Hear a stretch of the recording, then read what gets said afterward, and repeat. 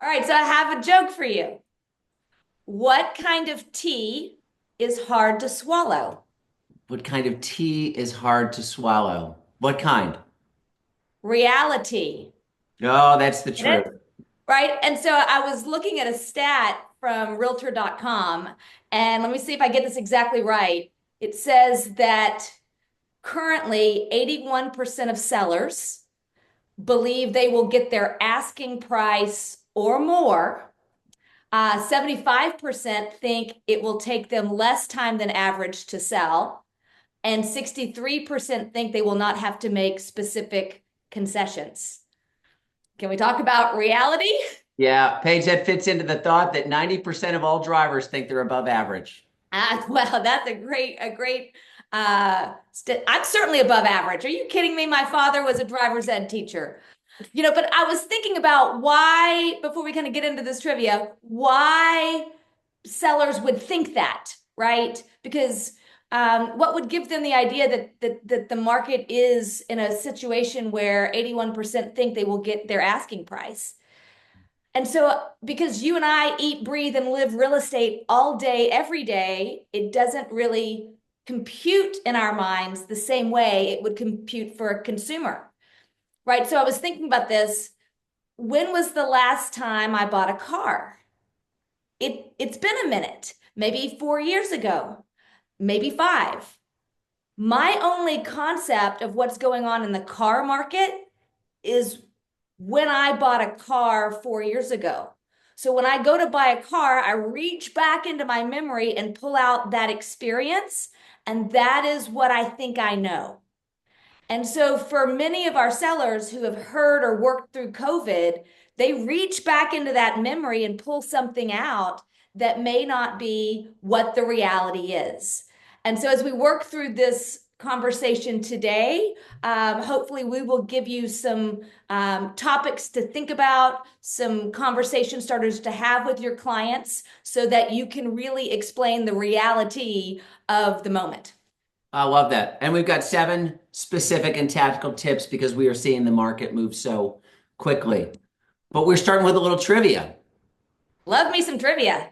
for especially for those basketball fans. Last night was the first NBA Eastern Conference Finals game between the New York Knicks and the Pacers.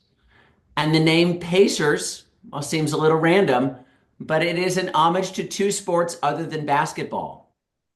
We're going to have a poll up in just a second.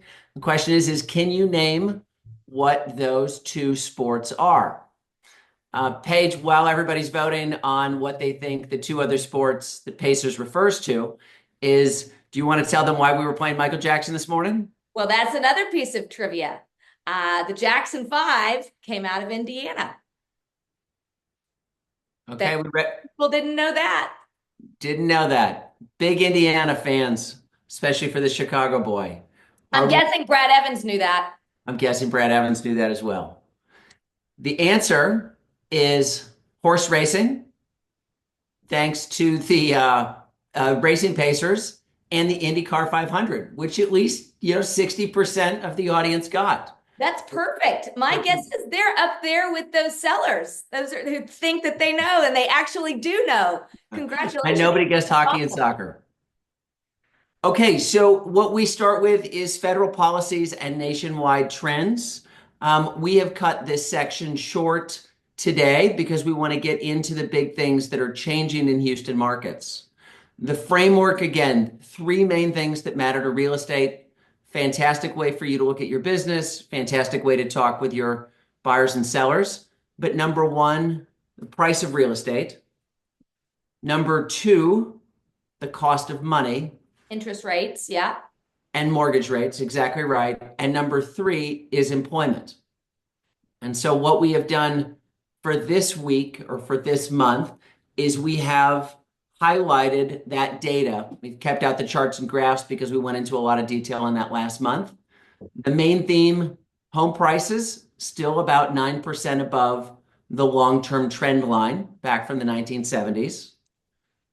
2025 sales numbers are expected to look a lot like 2024. Again, if you liked your business in 2024, you're probably going to like your business in 2025.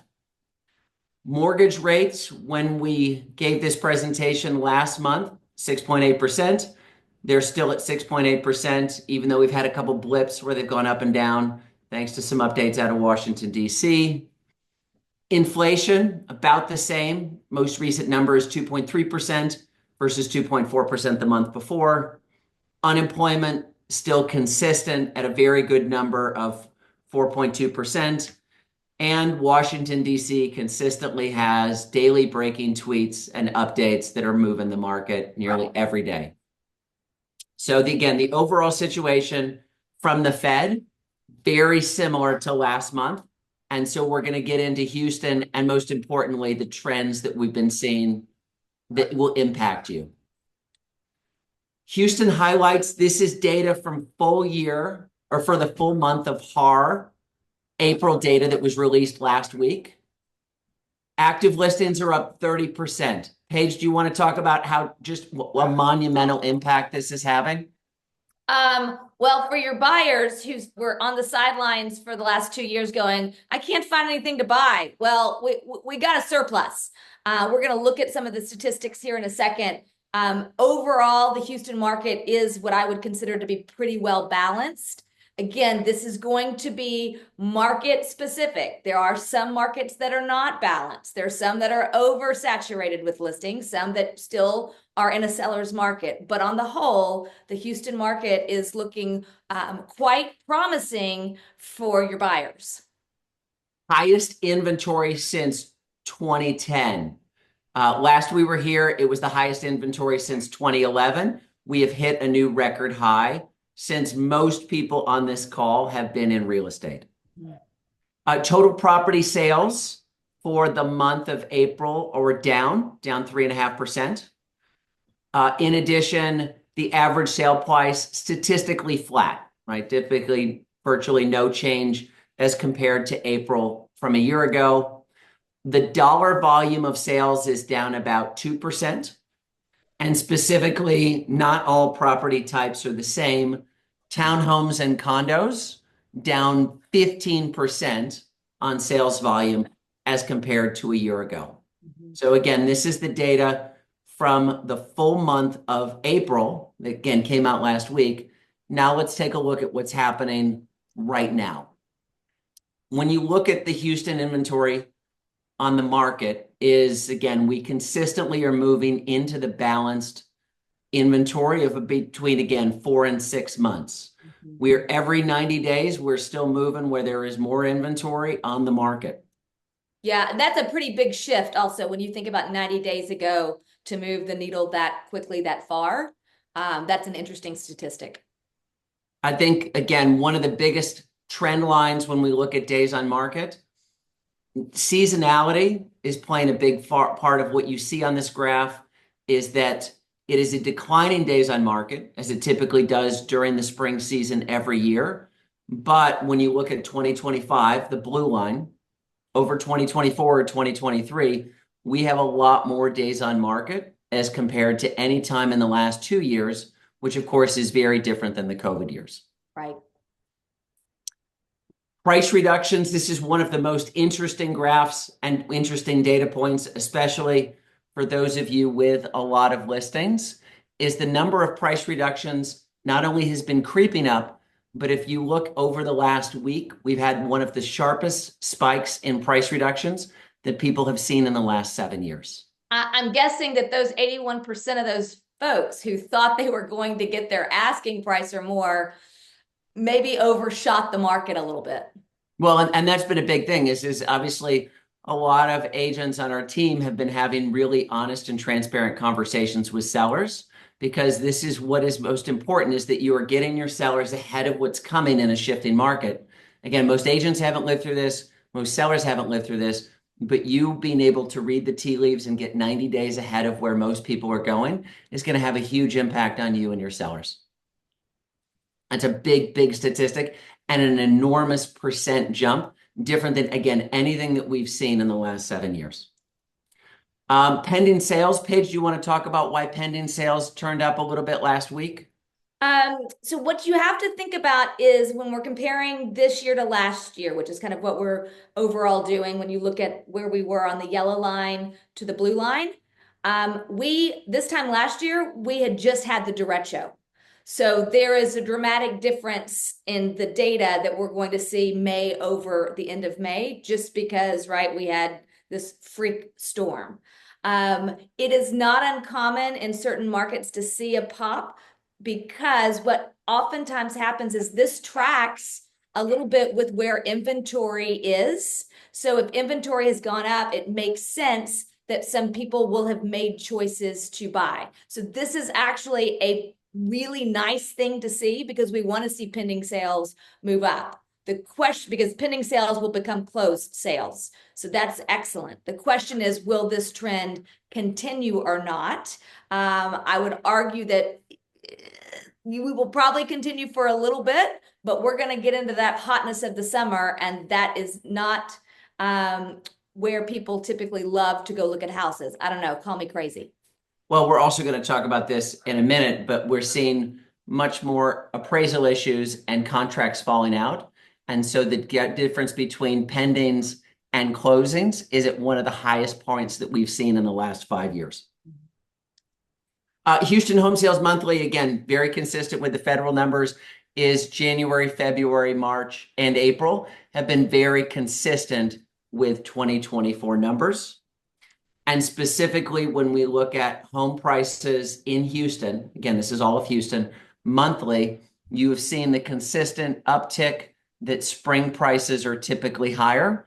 The big thing, again, a little hard to see on this graph, but the big thing that we're watching for is, are we going to get the same spike in home prices that we typically see in May and June as compared to last year? Or with the excess inventory, are we going to see less of a growth and potentially even a decline? Mm-hmm. Again, as we've been talking about, when you look at the data, we believe that we are entering a declining price market. Again, inventory typically rises, pending usually falls, sales volume usually falls, and then prices fall. That's what we. And I'll just jump in and interrupt there for a second. All the signs show that that's where we are potentially heading. But I want to be very clear, because Houston's economy is strong, we still have job growth. We don't expect that the declining price market is you're going to get 50% off. And there's no data to support anything of that nature. What the data supports is we're going to stay pretty flat, maybe fall 1 to 2% from an appreciation standpoint. That's not a lot. So we're not really giving back all of the COVID gains. So while we say declining price market, be very clear is that the whole sky is not falling. We're just probably having some clouds. And again, Paige, back to you, what the stats are that you brought up in the beginning, that will feel like a surprise to many sellers. It absolutely will feel like a surprise. Again, most agents haven't seen this before. Again, for you or people on the other side of the transaction, the last time we were in this was 2008 and 2009. That's why it's important to have a sense of history and be able to bring this level to your clients. Critically important to have honest, data-driven conversations about timing and motivation with your sellers, because again, this will come as a shock. And Paige, Can I dive in before we go there? I want to dive in on this because I think this is incredibly important. Because there's going to be an emotional and a practical conversation. We talk about this with our team quite a bit. This piece of educating your sellers, you have to start from an emotional conversation. Because if you walk in with a spreadsheet that says your home is worth not what you think it's worth, you've just told them that their baby is ugly. So it's really important to understand why they believe what they believe and to get to a point where you can open it up. So the conversation, remember, like I talked about that car sales, they're reaching back into their memory of what they think the market is. One of the kind of the way you should open the conversation, Bob, is to say, hey, when was the last time you sold a home? Well, what was that experience like for you? So you're getting a sense of, when they sold, what was the market like? What are you expecting the market to be this time? Why do you think that? Well, would it be okay if I showed you some of the current market data to help you make decisions moving forward? Right? So you've gotten some information and given them the space and also gained the understanding of where they're coming from, right? Because if they bought in COVID and they competed with 428 people to buy the house they're in, they're not really going to understand that the market has shifted to the point where maybe they get one or two offers over a period of time. So walking through that with when was the last time? What was that like for you? What are you expecting this time? Why do you think that? Those are very great ways to open the conversation to allow for you to present the data. It's incredibly important. And again, starting with emotional based conversations is critical before people can have practical ones. Paige, you want to also talk a little bit about how this is great for buyers agents? I keep saying this because I love buyers. Buyers have money. Buyers have loans. Buyers should have pre-approval letters. All of those things. Um, Buyers will also be nervous that the sky is falling. So these same questions that you ask the seller would be really important to ask your buyer. When was the last time you bought a house? What was that like for you? What are you expecting this time? Why do you think that? But because they have inventory to shop from, that puts them more in the driver's seat, especially when you're looking at longer days on market. So for your buyers who want the chance to negotiate and find a win for them, this is the season to do it, especially as we move into the hot summer months. Fantastic. And this is the part that I'm most excited about for what we have today. Again, the federal policies and data shaking out. The Houston averages, you've seen the data and the trends. What we have for you today is the survey from our team on what is coming that they're hearing anecdotally that has not yet made it into the official data and not yet made it into the reports. Again, trying to give you an insight of what's happening and what's on the ground now so you're able to help your clients make wise decisions. The biggest thing we've seen, again, consistent with the pop over the last week, is our team is seeing that buyers are making decisions, right? In the last 30 days, more buyers have committed to taking action than we have seen in months before. And you certainly saw that in the pending sales data. That is a statistically true statement. From the last week, especially.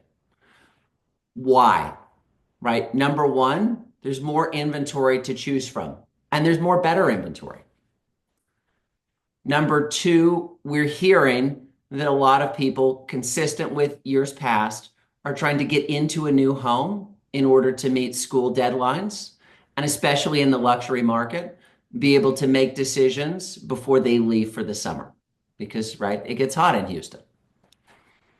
And also, again, the biggest activity or recommendation that we can leave you with of what to do with these tea leaves is call your buyers now, help them navigate the options because, right, they walk around the neighborhood and they see more for sale signs.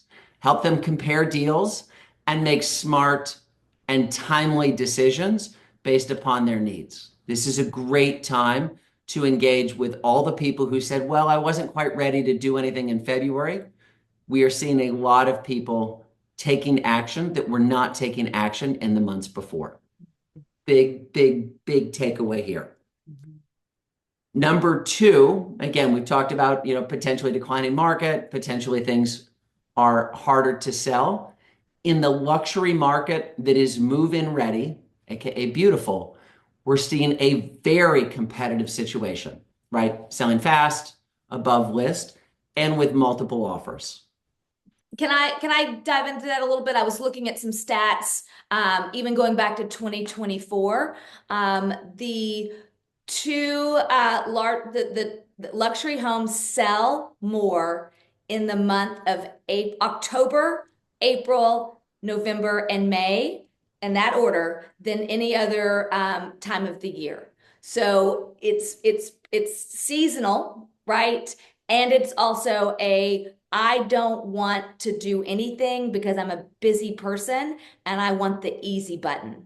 So if it's HGTV ready, like you're just about to talk about, people want it. And so as you're getting your home staged and ready to list, keep this in mind because the easier button that you can make for those buyers, the more likely they are to pay up for it.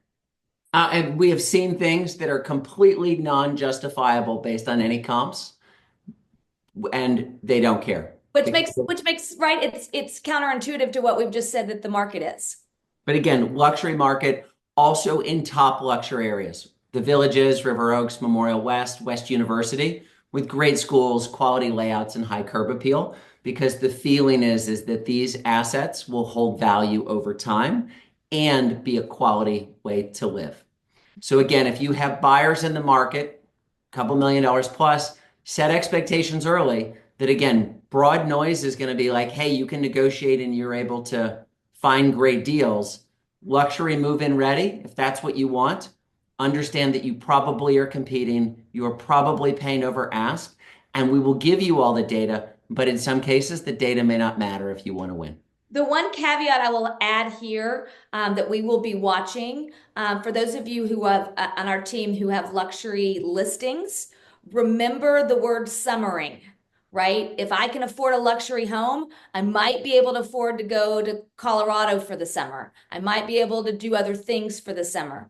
So the market, and when you look at the win home sell in the luxury market, the market typically starts to slow down in July and August. So getting ahead, if you've got listings sitting, getting ahead of that trend, please do, because otherwise the back half of the summer for luxury could look a little sleepy.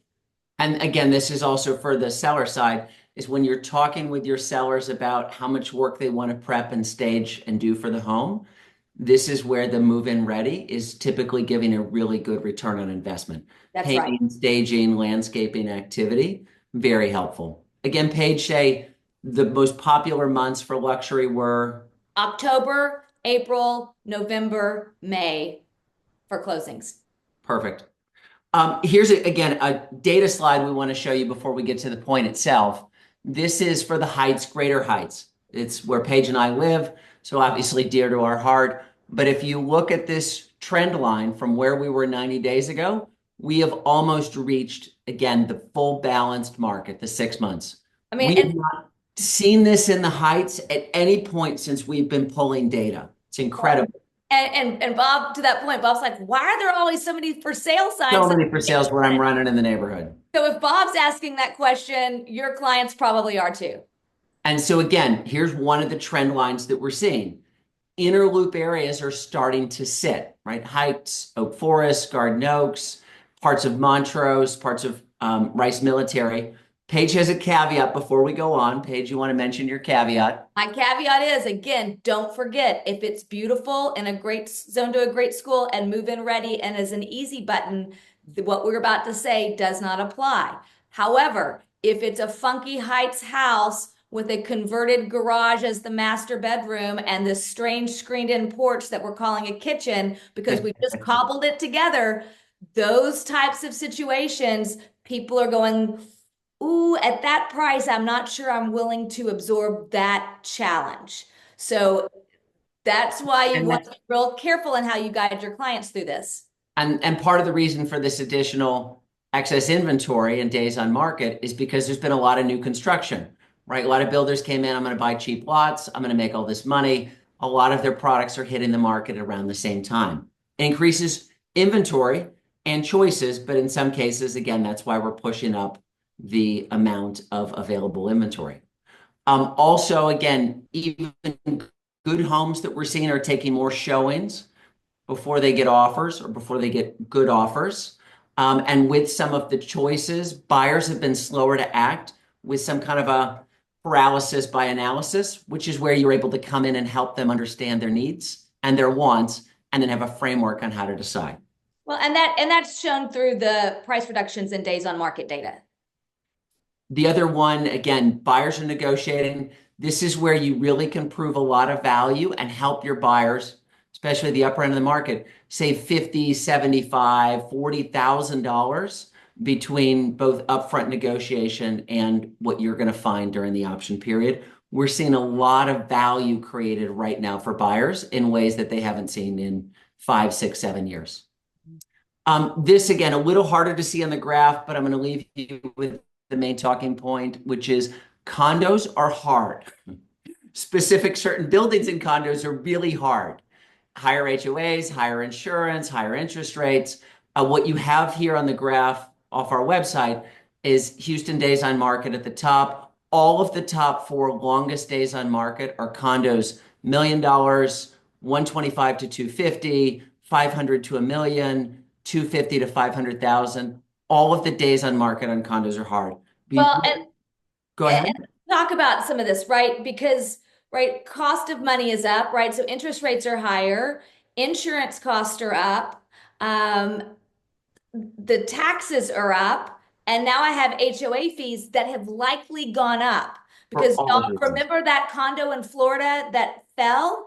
That impacted how Fannie Mae and Freddie Mac loans on these condo buildings. So in some cases, we're even seeing listings not able to sell unless it's a cash buyer. So all of this is coming to, coming home to roost and not a positive way for that condo market. Other one, this has been one of the graphs I've shown you for the last couple of months. This is one of the most fascinating graphs. Certain markets are nearing an extreme buyer's market. So again, we're just going to use Ito as an example, but it's not the only one. Is especially markets that have a lot of lot listings. There is a ton of inventory and they're stagnating. And you say, why? Is right. Construction costs, tariffs and immigration fears have pushed up build prices. Also, inventory is piling up because, again, more of that new construction has hit the market. And so this, for certain areas where you're watching the data, prepare your sellers. This is unlike anything that they've seen since the early 2000s. Right. Most people have not seen extreme buyers markets. That's right. We also have seen a huge amount of new appraisal issues compared to anything that has been around for the last 6 years. Really think it's important for you not only to get educated on this, but warn your buyers and sellers early. Because again, with the market cooling, banks have been a bit more stringent. One example from our team meeting, our agent under $1 million house had an appraisal come in at $200,000 under list and Well, 150 below contract. that's rough. Rough. Our agent did a phenomenal job helping to get a lot of value for us on the buy side, but it doesn't come without heartache and a lot of hard discussions. And if you blindside your buyers or sellers that this isn't coming, then it's going to make it feel very uncomfortable. So again, if we leave you with one big thing here, get educated, have the conversations, and build rapport with appraisers. Mhm. First-time home buyers really feeling the pinch. So if you're talking to first-time home buyers, their average age is 38. In many cases, and we're going to say most cases of what we're doing, they're coming with family help, which is great.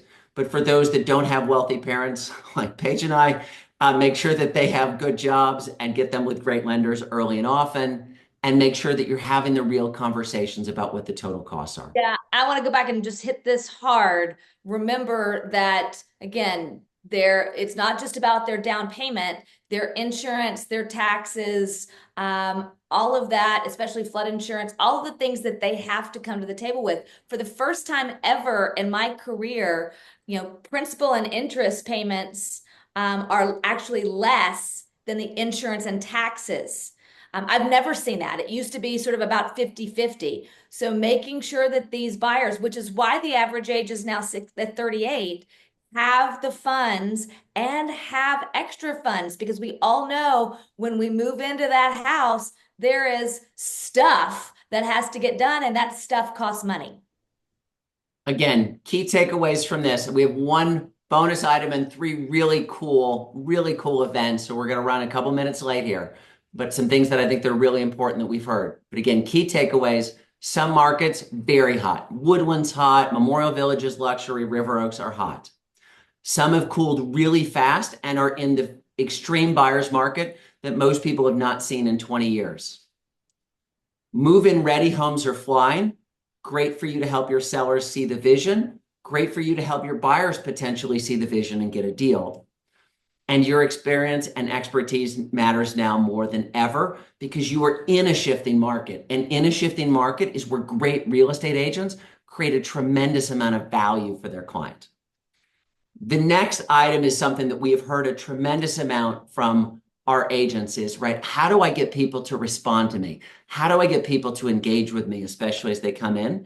And this is the best tip that we have gotten and seen recently. It's incredibly simple. When you have a potential client that is looking to make a move, do two things that take you about 30 seconds of time. And you can see Paige's picture at the top left of our rescue dog. But add and rename the group to, in this case, Jessica's Home Search, and add an image of what it is they're trying to do. This is somebody relocating. When you do that in their phone, it's much easier not to remember your name, but to remember their own home search. And that drives an incredible amount of level of engagement that we hadn't seen before. This is one of the best tactical tips we've seen over the last month of one thing that's working. Okay, Paige, 3 events. We're going to run a little bit later on this. Yep, sorry, we're gonna hustle you guys out. I know you have houses to sell. We are hosting with several other agents a progressive broker open house today in Ethan's Glen. I will be there to answer questions. So if you just want to chat real estate, several members of our team are there. We're happy to go through this data more in depth, but we would love for you guys to come check out the community. So join us today from 12 to 2 in Ethan's Glen. So if you have any more questions on what you've heard so far, you can hang out with Paige and ask her all of the details on all of the data. I don't have any of the answers, but I'll drink champagne with you, so it'll be fine. This here is one of the most exciting things. And if your business isn't where you wanted it to be in 2024 or 2025, this gives you a framework to change that. Paige, do you want to talk about Bold? Yes, I can't say enough great things about Bold. I never had the opportunity in my career to learn the importance of getting comfortable with being uncomfortable than taking my first Bold seminar. I took it back in the ancient days of dinosaurs, and they have just rewritten it this year to be more apropos to the current market environments. We didn't text message with clients the way we do now. We didn't have social media the way we do now. So there are things that have certainly changed. Take Bold because it will help you generate a pipeline that will last you through the fall if you do it right. Two huge benefits. Two huge benefits. It's One, if you're free, provided you do 4 closings, which you should do 4 closings. That's exactly right. The office will reimburse you for per closing. And second, if you're on our team and you complete it, we are hosting a private dining experience for them and their +1 as a celebration. So A phenomenal experience. please, please, please join us for Bold. Cannot say enough amazing things. Fantastic. And lastly, our next market update is June 20th, Friday at 8:30. We are excited to continue this conversation, show you the data that'll be coming in. Thank you for your time this morning. Bye, guys. Happy Thursday.